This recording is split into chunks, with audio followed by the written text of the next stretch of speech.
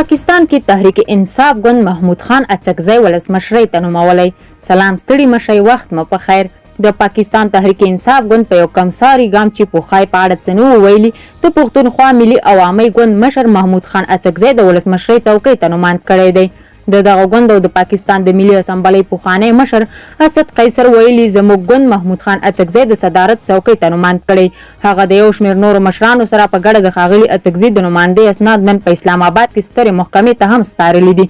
د محمود خان اڅکزي له نوماندولو وروسته ښاغلي قیصر له رسنیو سره خبرو کې وویل د اڅکزي څخه د ملاتړ له لارې موږ د بلوچستان خلکو ته دا پیغام رسولی چې بلوچستان زموږ د وجود برخه ده او تاسې ټول زموږ په زړونو کې ځای لرئ.